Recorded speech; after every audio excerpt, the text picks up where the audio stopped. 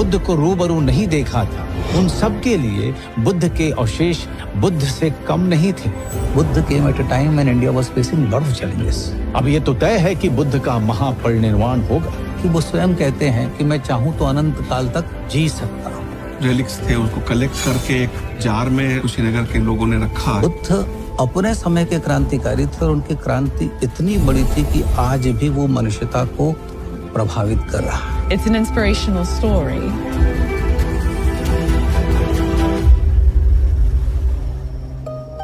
भारत अवतारों की धरती रही है। जाने कितने देवता, ऋषि मुनि, राजा, महाराजा और विद्वान इस धरती पर आए और अपने जीवन और विचारों से इसे संपन्न बनाया। लेकिन इस धरती पर चली आ रही ज्ञान, विज्ञान, धर्म और संस्कृति की धारा को मोड़ देने वाले वे पहले युग पुरुष हुए। उन्होंने जन्म इंसानों का लिया था, पदवी उन्हें महात्मा की मिली और सम्मान और दर्जा उन्हें भगवान का मिला। जी हाँ, सही समझे आप, मैं महात्मा बुद्ध की बात कर रहा हूं। राजमहल की संपूर्ण सुख सुविधा के बीच जब जीवन का यह कष्टकर स्वरूप राजकुमार सिद्धार्थ के सामने नहीं आया था, तब भी उनमें एक तत्व सर्वाधिक था, जिज्ञासा का।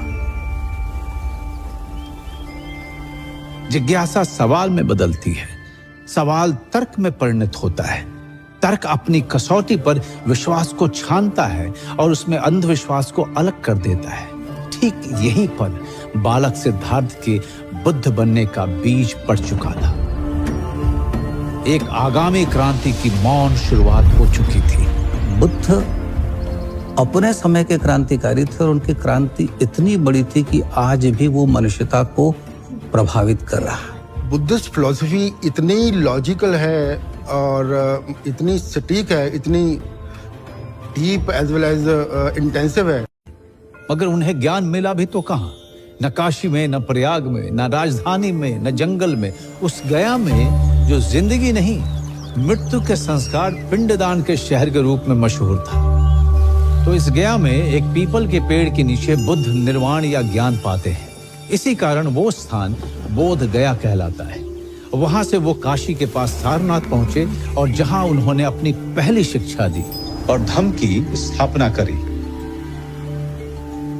जीवन चला जाता है, उसके निशान शेष रह जाते हैं। बुद्ध के जाने के बाद जो व्यापक रिक्तता या खालीपन पैदा हुआ, उनके फॉलोअरों ने उसे उनके रेलिक्स यानी अवशेषों से भरा। जिन्होंने बुद्ध को रूबरू नहीं देखा था या जिन जगहों पर बुद्ध जा नहीं पाए थे, उन सब के लिए बुद्ध के अवशेष बुद्ध से कम नहीं थे।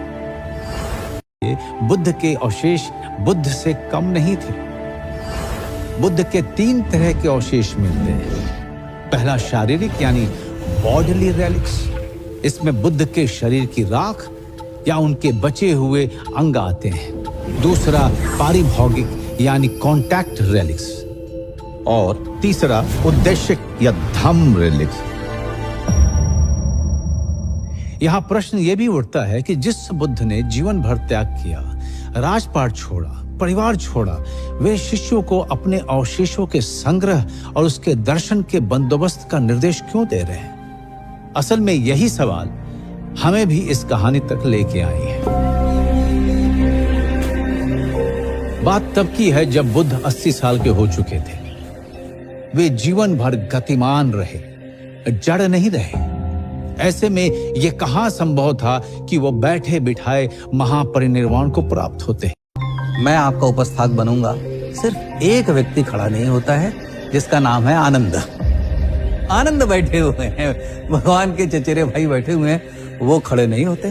तो सबने आनंद की ओर देखा तो आनंद खड़े हुए कि मैं भगवान का उपस्थात बन सकता हूं, लेकिन मेरी कुछ शर्तें हैं। एक शर्त कि भगवान, कोई यदि आमंत्रण मेरे पास आए और मैं उस आमंत्रण को स्वीकार करूं तो उस आमंत्रण को आप स्वीकार करेंगे, वरना मेरी कौन सुनेगा।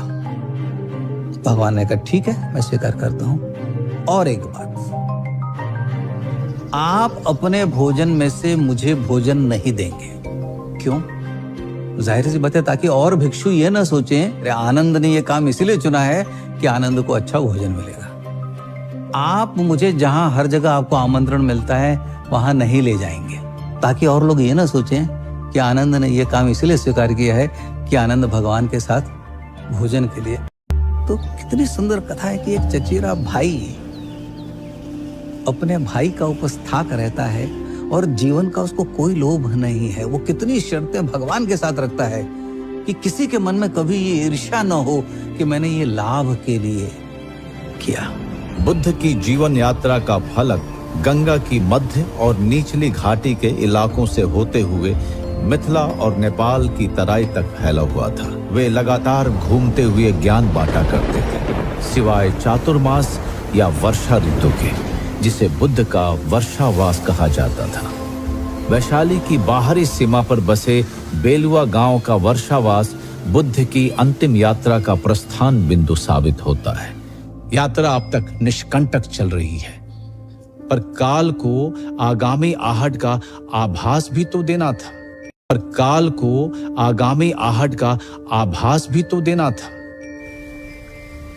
बुद्ध बीमार पड़ गए।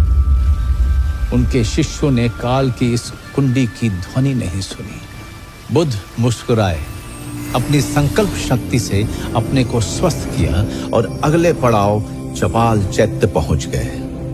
बुद्ध जानते थे उनका जाना इस दुनिया और विशेषकर उनके शिष्यों के लिए एक सदमा होगा, पर यदि आगत की पूर्व सूचना दे दी जाए तो वे बचे हुए समय में अपने को इसके लिए मानसिक रूप से तैयार कर पाएंगे। बुद्ध समझ गए थे कि महापरिनिर्वाण की घोषणा का सही समय आ गया था। उन्होंने अपने अभिन्न शिष्य आनंद को याद किया। आनंद बुद्ध के साथ 2.5 दशक से हैं।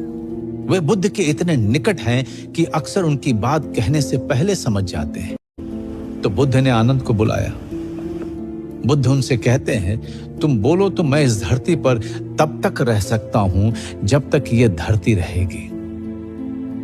बुद्ध की बात बोलने से पहले समझ जाने वाला आनंद आज बोलने के बाद भी नहीं समझ पा रहे थे। यहां प्रश्न यह उठता है कि बुद्ध ने आनंद से ये बात क्यों कही, कि वो स्वयं कहते हैं बुद्ध कि मैं चाहूं तो अनंत काल तक जी सकता हूं।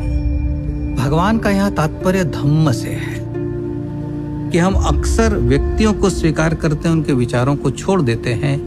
यहां तथागत ने स्पष्ट कर दिया है कि बुद्ध से बड़ा बुद्ध का विचार है, धम्म है। तो जिस अनंत काल तक की बात हो रही है वह धम्म के संदर्भ में हो रही है। बुद्ध अपना सवाल दोहराते हैं, तिहराते हैं, और आनंद की तंत्रा नहीं टूटती है। बुद्ध उन्हें मुस्कुराते हुए बाहर भेज देते हैं। यह समय इस यात्रा के लिए अगला कदम उठाने का था। बुद्ध अपनी गुफा में साधनारत हो जाते हैं। उन्हें महापरिनिर्वाण का निर्णय लेना है, लेकिन उन्हें इस जगत की भी चिंता करनी है। साधना के बीच महापरिनिर्वाण के हाँ ना का तर्क वितर्क चल रहा है, और यहां आता है बुद्ध का बहुत पुराना साथी मारा।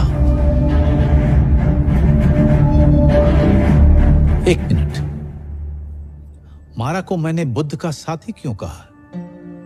क्योंकि मारा तब भी साथ था जब बुद्ध ज्ञान की प्राप्ति के लिए भटक रहे थे। थेरवाद में मारा वही है जो हिंदूवाद में कामदेव है। भीतर की लालसा साथी तो रहती है, उफन कर बाहर आकर हमें वश में करने को आतुर तो रहती है। तो साथी ही हुआ ना।